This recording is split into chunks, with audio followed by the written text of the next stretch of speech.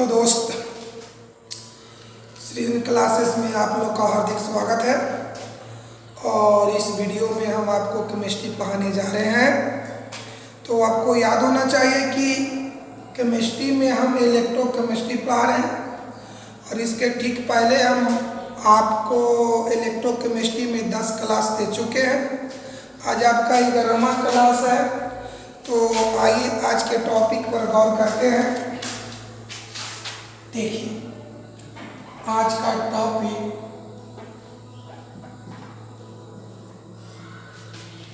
कोलास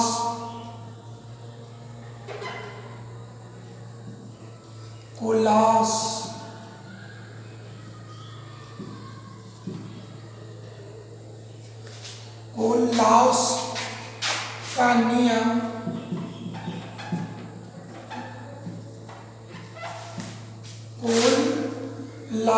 नियम या इसका एक और नाम है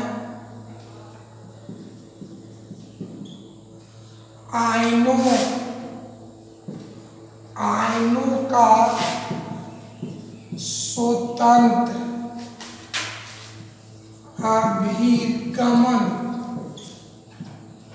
आयनों का स्वतंत्र अभिगमन का नियम। इसको कोलास का नियम न क्या करके कोलास कर दीजिए। कोलास का नियम आज का टॉपिक यही है। कोलास का नियम या आयनों का स्वतंत्र अभिगमन का नियम। अब चलिए इसको भली भांति समझने के लिए पहले आइए कुछ कंसेप्ट पर गौर करते हैं। चलिए, अगर ऐसे लेमडा एम, हम आपको बताएं लेमडा एम का मतलब होता है मोलर चालकता। अगर इस पर हम ऐसे लिख दें जिसको पढ़ते इंफिनिटी, जिसको हिंदी में कहते अनंत, तो इसका पूरा नाम हो गया अनंत मोलर चालकता। अनंत मोलर चालकता। और आगे बढ़ते हैं। अगर ऐसे रहे, समझिए बढ़िया से, पॉजिटिव का मतलब हो गया धनायन और इंफिनिटी मतलब हो गया अनंत। सुनिए बढ़िया से, पॉजिटिव मतलब धनायन, इंफिनिटी मतलब अनंत। इसका अर्थ हुआ कि धनायन का अनंत मोलर चालकता। इसका अर्थ क्या हुआ?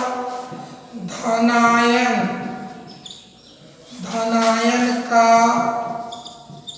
अनंत मोलर चालकता। अनंत मोलर चालकता। और पढ़िए लेमडा नेगेटिव इंफिनिटी। पढ़ा जा, नेगेटिव माने ऋणायन, ऋणायन का अनंत मोलर चालकता। चलिए, ऋणायन का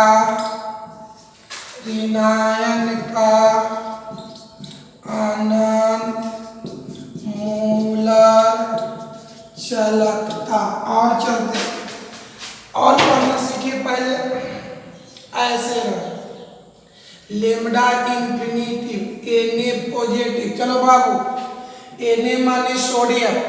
किसी तत्व के ऊपर प्लस रहे या माइनस रहे उसको हम एक शब्द में आयन पढ़ते हैं। चलिए इसको पहले पढ़िए, इसको पढ़ेंगे सोडियम आयन। आई हो गया अनंत मोलर चालकता। सोडियम आयन का अनंत मोलर चालकता बड़ा समझना। इसको पढ़ा जाता सोडियम आयन, इसको पढ़ते अनंत मोलर चालकता। इसका मतलब हो गया सोडियम आयन का अनंत मोलर चालकता। सोडियम आयन ब्रैकेट में लिख देंगे Na पॉजिटिव। सोडियम आयन का अनंत मोलर चालकता। चलिए और आगे एग्जाम्पल पर गौर करते हैं। चलिए और देखिए, चलिए इसको पढ़ना है। Cl नेगेटिव, Cl माने क्लोरीन, इसको पढ़ेंगे क्लोरीन आयन। आई हो गया अनंत मोलर चालकता, इसको पढ़ेंगे क्लोरीन आयन। ब्रैकेट में लिख देंगे Cl नेगेटिव। क्लोरीन आयन का अनंत मोलर चालकता। चलिए और पढ़ना सीखिए।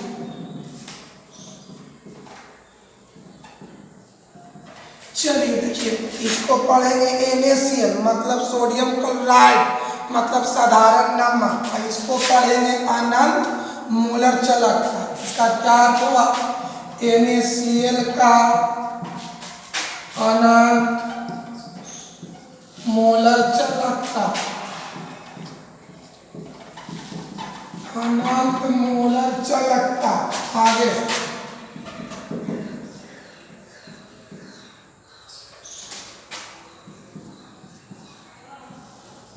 चलिए इसको पढ़िए KCl। तो ये हो गया KCl का अनंत मोलर चालकता।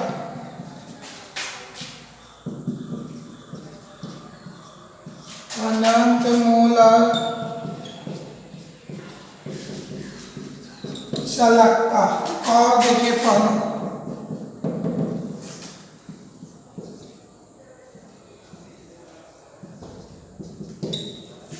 अब आइए Ba से बेरियम, ऊपर प्लस रहे या माइनस रहे उसको पढ़ेंगे आयन। ये हो गया बेरियम आयन। इसको पढ़ेंगे अनंत मोलर चालकता। बेरियम आयन, ब्रैकेट में लिखेंगे Ba+2 का अनंत मोलर चालकता। ये आप पढ़ना सीख गए होंगे। अब हम आपको जो टॉपिक है उस पर चर्चा करते हैं। क्या मेरा टॉपिक है? कोहलॉस का नियम, जिसको आयनों का स्वतंत्र अभिगमन नियम भी कहा जाता है। क्या टॉपिक बाबू? कोहलॉस का नियम, या जिसको कहिए कि आयनों का स्वतंत्र अभिगमन का नियम। चलिए अपने टॉपिक पर, हाँ बाबू आइए अपने टॉपिक पर विचार कीजिए।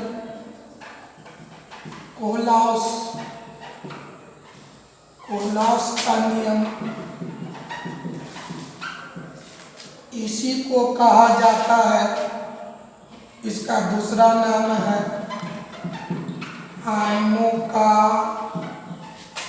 स्वतंत्र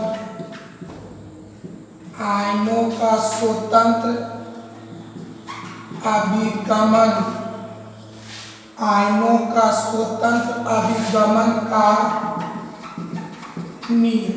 सुनिए बढ़िया से, कोहलॉस का नियम का कह करके आयनों का स्वतंत्र अभिगमन का नियम कहा जाता है। अब एक बात समझिए, उदाहरण मान लिया जाए कि एक थैला है, इस थैला में दो चीज है, एक आलू और एक बैगन। सुनिए बढ़िया से, एक थैला है, इस थैला में दो चीज है, एक आलू और एक बैगन। अब बढ़िया से समझिए, तो जो आलू का वजन और बैगन के वजन को निकालकर अगर हम जोड़ दें तब पूरा थैला का वजन होगा। एक बार फिर समझो, एक थैला है, थैला में मुख्य रूप से दो चीज है, आलू है, बैगन है। तो आलू के वेट को, बैगन को वेट को निकाल कर अगर जोड़ दे तब पूरा थैला का वजन होगा। मतलब थैला का वजन आलू और बैगन के वजन के योग के बराबर होता है। यानी जो थैला का वजन होगा ये दोनों के वजन के योग के बराबर होता है। आइए इसी धार पर समझिए, बढ़िया से समझिए। आइए NaCl लेते हैं। NaCl एक प्रकार का वैद्युत अपघट पदार्थ है। वैद्युत घट पदार्थ। अब इस वैद्युत घट पदार्थ को मान लिया जाए अनंत तन्यता। बढ़िया से समझो, तन्यता बना है तनु से, तनु माने पतला, मतलब कि ये पतला हुआ। अनंत माने अनंत, माने इतना पतला कीजिए कि उसको आकलन नहीं किया जा सकता है, तो उसी को हम अनंत तन्यता कहते हैं। एक बार समझो, तन्यता शब्द बना है तनु से, तनु का मतलब होता पतला, अनंत माने अनगिनत, इतना पतला हो घोल, इतना पतला हो घोल कि उसका आकलन नहीं किया जा सकता है, तो उसी घोल को अनंत तन्यता कहते हैं। अब समझिए बढ़िया से, अनंत तन्यता पर जब वैद्युत घट पदार्थ को अनंत तन्यता पर जब वैद्युत घट पदार्थ को पूर्ण रूप से आयनीकृत, सुनिए बाबू, जब वैद्युत घट पदार्थ को पूर्ण रूप से आयनीकृत का मतलब कि पूर्ण रूप से घोला जाए। जब वैद्युत घट पदार्थ के रूप में कौन है बाबू? NaCl, मतलब नमक। जब नमक को पूर्ण रूप से घोला जाए, पूरी तरह से घोला जाए, तो उसमें दो तरह के आपको आयन आएगा, एगो सोडियम आयन, एगो क्लोरीन आयन। सुनिए एक बात और समझा जाए, वैद्युत घट पदार्थ के रूप में कौन है? NaCl। NaCl को पूर्ण रूप से आयनीकृत कीजिए, मतलब पूर्ण रूप से घोलिए, तो उसमें दो आयन आएगा, एगो सोडियम आयन, एगो क्लोरीन आयन, एगो सोडियम आयन, एगो क्लोरीन आयन। अब समझिए, हर आयन का अपना मोलर चालकता होता है, तो सोडियम का कुछ मोलर चालकता होगा, क्लोरीन का भी मोलर चालकता होगा। ये दोनों के मोलर चालकता को जोड़ देंगे तो NaCl के मोलर चालकता के योग के बराबर होता है। फिर एक बार समझ आया, जब NaCl को पूर्ण रूप से आयनीकृत किया जाता है, माने पूर्ण रूप से घोला जाए, दो गो आयन होगा, एगो सोडियम आयन, एगो क्लोरीन आयन, है ना? तो हर आयन की अपनी मोलर चालकता होगा, तो सोडियम का भी मोलर चालकता होगा, क्लोरीन का भी मोलर चालकता होगा। ये दोनों के मोलर चालकता को अगर हम जोड़ दें तो NaCl के मोलर चालकता के बराबर होता। यही विचार, यही सुझाव कोलाउस का नियम कहलाता। यानी कैसे इसको लिखे कि अनंत तन्यता पर जब वैद्युत घट पदार्थ को पूर्ण रूप से आयनीकृत किया जाता है, सुनिए अनंत तन्यता पर जब वैद्युत घट पदार्थ को पूर्ण रूप से आयनीकृत किया जाता है, तब वैद्युत अपघट पदार्थ का, फिर एक बार समझे बढ़िया से, अनंत मोलर चालकता, सुनिए बढ़िया से, जब अनंत तन्यता पर वैद्युत अपघट पदार्थ को पूर्ण रूप से आयनीकृत किया जाता है, मतलब पूर्ण रूप से घोला जाता है, तब वैद्युत अपघट पदार्थ का अनंत मोलर चालकता उसमें धनायन और ऋणायन के अनंत मोलर चालकता के योग के बराबर होता है। मैंने ठेठ भाषा में समझिए, कोलाउस ने क्या बात बताया कि नमक के अनंत मोलर चालकता का मान सोडियम के अनंत मोलर चालकता और क्लोरीन के अनंत मोलर चालकता के योग के बराबर होता है। यही कथन कोलाउस का नियम कहलाता। एग्जाम में आ जाए कि कोलाउस का नियम क्या है, कोलाउस के नियम की व्याख्या करें, कोलाउस के नियम से आप क्या समझते हैं, है ना बाबू? तो एक बात और उदाहरण समझाते हो कोलाउस का नियम कि कोई क्लास में दो तरह का विद्यार्थी होता है, एक लड़का एक लड़की। तो लड़का का मोलर चालकता और लड़की का मोलर चालकता दोनों को जोड़ देंगे तब पूरा क्लास के मोलर चालकता के योग के बराबर हो जाता है। वही कोलाउस का नियम है कि सोडियम आयन का मोलर चालकता क्लोरीन आयन का मोलर चालकता को जोड़ देंगे तो NaCl के मोलर चालकता चालकता के योग के बराबर जाएगा। यही करना। इसी को किताबी भाषा में क्या कह सकते हैं कि अनंत तन्यता पर जब वैद्युत अपघट पदार्थ पूर्ण रूप से आयनीकृत हो जाता है तब उस पदार्थ के अनंत मोलर चालकता का मान उसमें धनायन और ऋणायन की अनंत मोलर चालकता के योग के बराबर होता है। यही कथन कोहलॉस का नियम कहलाता है, जिसको आयनों का स्वतंत्र अभिगमन का नियम भी कहा जाता है। आइए बोर्ड पर लिखते हैं। हाँ, तो देखिए बाबू, कोहलॉस का नियम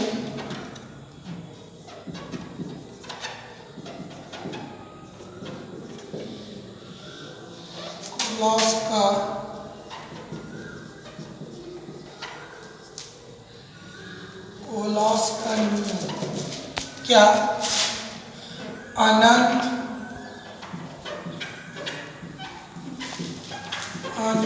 तन्यता पर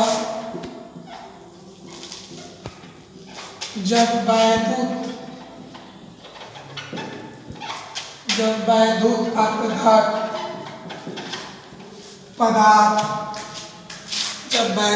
अपघट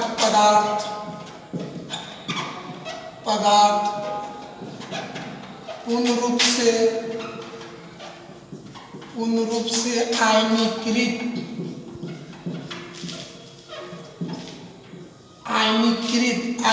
का मतलब पूर्ण रूप से घुल जाता है, आयनीकृत हो जाता है।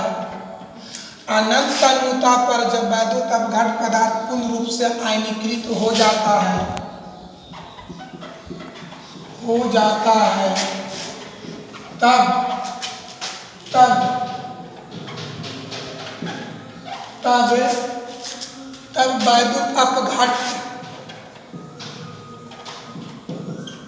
तब वैद्युत अपघट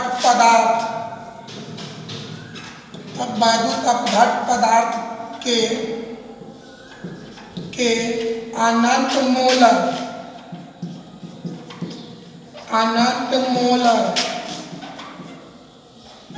अनंत मोलर चालकता,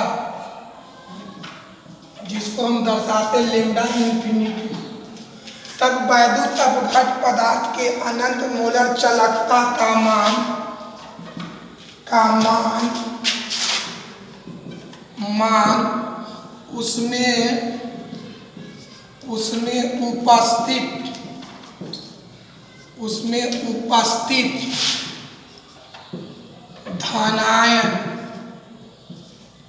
उसमें उपस्थित धनायन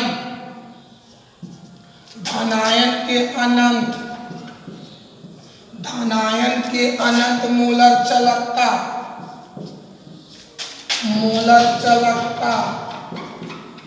तो बोलो, धनायन के मोलर चालकता को लैम्डा पॉजिटिव इन्फिनिटी, उसमें उपस्थित धनायन के अनंत मोलर चालकता एवं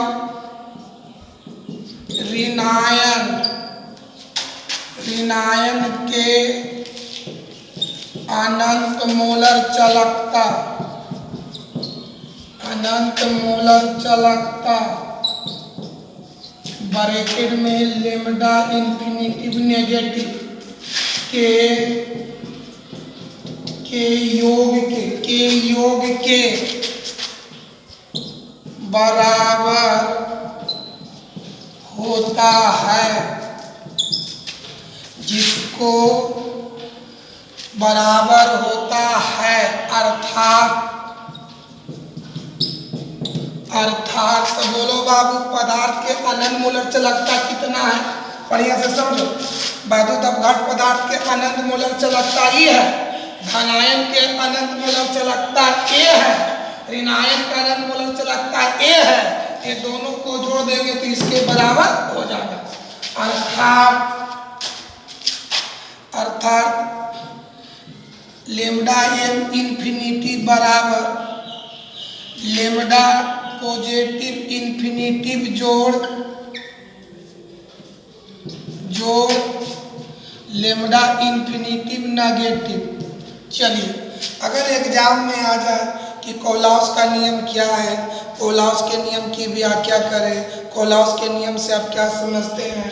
तो आंसर यही लिखना है कि अनंत अनूता पर जब वैद्युत अपघट पदार्थ पूर्ण रूप से आयनीकृत हो जाता है तब वैद्युत अपघट पदार्थ के अनंत मूलर चालकता का मान उसमें उपस्थित धनायन के अनंत मूलर चालकता एवं ऋणायन के अनंत मूलर चालकता के योग के बराबर होता है। अर्थात लेमडा एम इंफिनिटी बराबर lambda positive infinity plus lambda negative infinity. Example, अब एग्जाम्पल पर गौर करते हैं। तो अब एग्जाम्पल पर गौर करते हैं। पहला एग्जाम्पल समझिए, NaCl को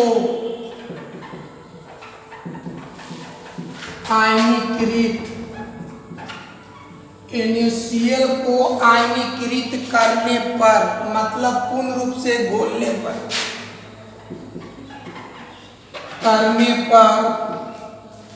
सोडियम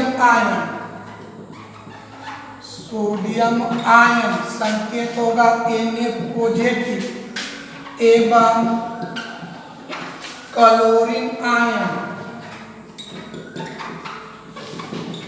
क्लोरीन आयन संकेत होगा Cl नेगेटिव प्राप्त होता है। चलो समझो एग्जाम्पल, NaCl को आयनीकृत करने पर, मतलब NaCl को घोलने पर हमको दो चीज मान मिलेगा, एगो सोडियम आयन एगो क्लोरीन आयन। तो बताओ एकरा पर प्लस है तो धनायन के रूप में आपको मिला सोडियम आयन और ऋणायन के रूप में मिला क्लोरीन आयन। तो कोलाउस का नियम क्या कहता है कि धनायन का मूलक अनंत मूलक चालकता और ऋणायन के अनंत मूलक चालकता, ये दोनों को हम जोड़ देंगे तो NaCl मतलब नमक के मूलक चालकता के बराबर हो जाएगा। इसलिए आप लिखेंगे, इसलिए कोलाउस के नियम से कोलाउस के नियम से, चलिए समझिए। तो कोलाउस के नियम से क्या होगा कि नमक का जो अनंत मूलक चालकता का मान होगा सोडियम आयन और क्लोरीन आयन के अनंत मूलक चालकता के योग के बराबर है। कैसे लिखेंगे? नमक का अनंत मूलक चालकता ऐसे लेमडा इंफिनिटी, नीचे में लिख दो NaCl, ये हो गया NaCl का अनंत मूलक चालकता, एक मान के दोनों के योग के बराबर होगा। तो क्या लिखेंगे? लेमडा इंफिनिटी, नीचे लिखेंगे Na प्लस छोड़ लेमडा इंफिनिटी, नीचे लिखेंगे Cl नेगेटिव। क्या हो गया? सोडियम आयन के अनंत मूलक चालकता का मान क्लोरीन आयन के अनंत मूलक चालकता का मान का योग NaCl के अनंत मूलक चालकता के बराबर होता है। ये आपका कोलाउस का नियम है। दूसरा उदाहरण देखते हैं। BaCl2 को आयनीकृत, चलो समझो बढ़िया से, BaCl2 को आयनीकृत करेंगे माने पूर्ण रूप से घोलेंगे। बताओ जब इसको घोलेंगे तो दो भाग में टूटेगा, एगो Ba एगो Cl। याद करके बताओ, Cl पर तो नेगेटिव होता है, तो बताइए Cl एगो है दो गो है, तो बताओ मेरे भाई यहाँ पर हम 2 से गुना कर देंगे तो एक Cl पर एक नेगेटिव। तो फिर एक बार समझा जाए, जब पानी में पूर्ण रूप से घुलेगा तो आपको बेरियम मिलेगा और क्लोरीन मिलेगा। क्लोरीन यह क्या है? 2 गो, 2 से गुना कर दिया। अब याद हो Cl पर नेगेटिव ये नेगेटिव एगो, तो एक Cl पर एक नेगेटिव तो 2 Cl पर 2 नेगेटिव, और यौगिक में जितना नेगेटिव उतना ही पॉजिटिव, एकरा पर +2 होगा। यानी Ba पर +2 और Cl पर 1 माइनस होगा। तो बताओ बाबू, BaCl2 को आयनीकृत करने पर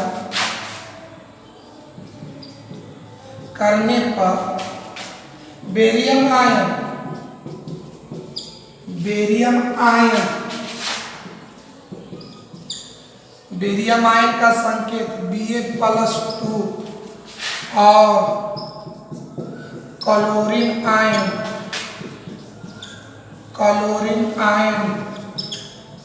संकेत Cl नेगेटिव प्राप्त होता है। चलो कोहलाउस का नियम के अनुसार चलिए। यहाँ पर धनायन के रूप में हो गया बेरियम आयन और ऋणायन के रूप में क्लोरीन आयन। ये दोनों के अनंत मोलर एककर और एककर के अनंत मोलर चालकता को जोड़ देंगे तो BaCl2 के बराबर होगा। किसके नियम से? कोहलाउस के नियम से। तो इसलिए हम लिखेंगे, इसलिए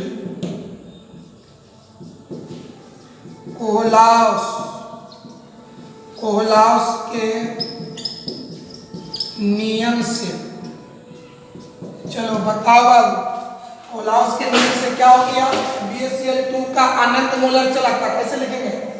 लेमडा इंफिनिटी नीचे में लिख दे BaCl2 एक अर्थ लगे BaCl2 के अनंत मोलर चालकता बराबर होगा बेरियम आयन और क्लोरीन आयन के अनंत मोलर चालकता के योग के बराबर।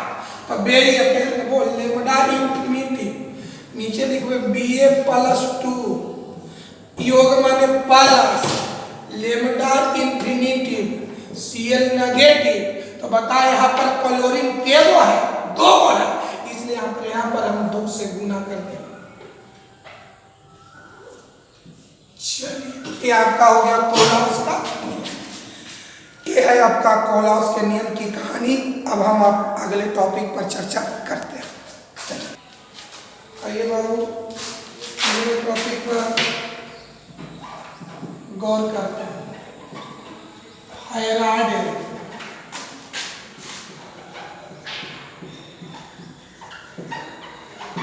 चलिए समझिए बढ़िया से। फाराडे एक प्रकार की मात्रक है और फाराडे एक वैज्ञानिक का नाम भी है। जिस तरह से न्यूटन के नाम सुने तो न्यूटन एक मात्रक भी है और न्यूटन एक वैज्ञानिक का नाम भी है। ठीक उसी तरह से यहाँ भी फाराडे एक मात्रक है।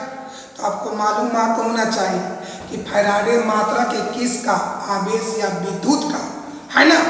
उसी तरह से तो मात्रक भी है और फाराडे भी है। तो आइए अगर एग्जाम में पूछ दे कि फाराडे क्या है, अगर पूछ दे कि फाराडे क्या है, फाराडे किसे कहते हैं या फाराडे की व्याख्या की, आइए फाराडे समझाते हैं। तो सबसे पहले ये समझ लो कि फाराडे को कैपिटल F से दर्शाया जाता है। समझिए फाराडे यहाँ पर एक वर्ड का इस्तेमाल करेंगे, ग्राम समतुल भार। ये हम आपको कहीं पर अगर नहीं आपको याद है तो कहीं पर अगर वक्त मिलेगा तो समतुल भार के बारे में हम चर्चा करेंगे। यहाँ पर एक टॉपिक है ग्राम समतुल भार, समझा दे। फाराडे किसको कहते हैं? फाराडे आपको समझा रहे। मान लिया जाए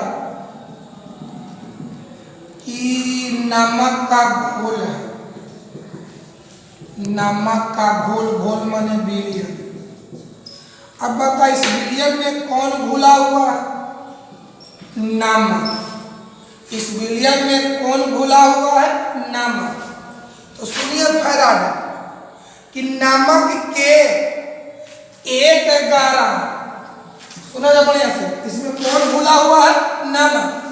तो नमक के 1 ग्राम नमक के 1 ग्राम समतुल भार को इस घोल से अलग करने में जो आवेश की आवश्यकता होती है, जो विद्युत की आवश्यकता होती है, उसी को हम फाराडे यानी एक फाराडे कहते हैं। एक बात सुनो, किसका घोल है? नमक का घोल है, मतलब इसमें घुलल है कौन? नमक। तो बताओ नमक के कितना भार बताइए?